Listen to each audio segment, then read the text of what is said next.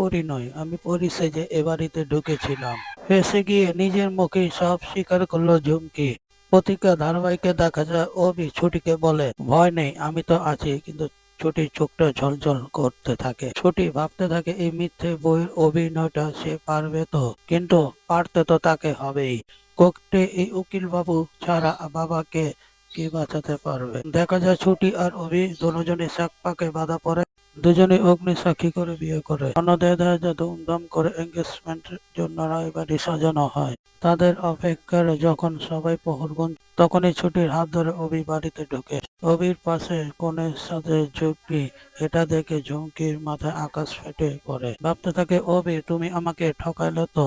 ঝুমকিকে ঠকানো এত সহজ নয়। এই ঝুমকি তোমাদেরকে ছাড়বে না। দেখি তোমরা কি করে সংসার করো। জানি না কি তুমি জেনে বিয়ে করেছো কি। তুমি যাকে বিয়ে করেছো সেটা আসল পরী। এই ঝুমকি তাকে টিকতে দেবে না। তবে এখন বেশি বাড়াবাড়ি করা যাবে না। এখন নাকের জলে চোখের জলে একাকার করতে হবে। কষ্ট পেয়েছি, ভাব তো করতে হবে। দেখা যায় ঝুমকি কান্নাকাটি নাটক করে, মাথা ঘুরো পড়ে যাওয়ার নাটক করে।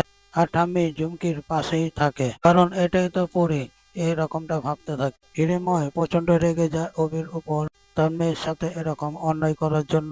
অভি কোনো কথাই বলে না, আর সবাই সামনে পড়ে ছুটি তার আজ থেকে স্ত্রী। আর এ বাড়িতে তার স্ত্রী অপমান এও কোনোভাবেই মেনে নেবেন। ছুটিকে বরণ করে নেয় অভির মা। অভির মা ছুটিকে দূরে ঠেলে দেয় না, তবে ঠাম্মি মুখ ঘুরিয়ে নেয়। অন্যদিকে ও বাড়িতেই থাকে ঝুমকি। ঝুমকি বুঝতে পারে এবার তাকে অন্য খেল দেখাতে হবে। ঠিক তখনই রুমা ফোন করতে থাকে।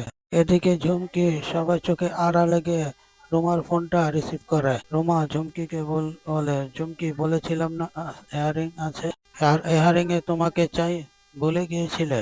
এখন কি হবে? ঝুমকি রুমাকে বলে, শুনুন রুমা ম্যাডাম, এখানে ভালো কিছু হচ্ছে তা নয়। আসলে আমি এ বাড়িতে পরি সেজে ঢুকেছিলাম। কবি কিন্তু আসল পরীকে বিয়ে করে নিয়ে এসেছে, অর্থাৎ ছুটি। শুনে রুমার মাথা আকাশ ভেঙে পড়ে।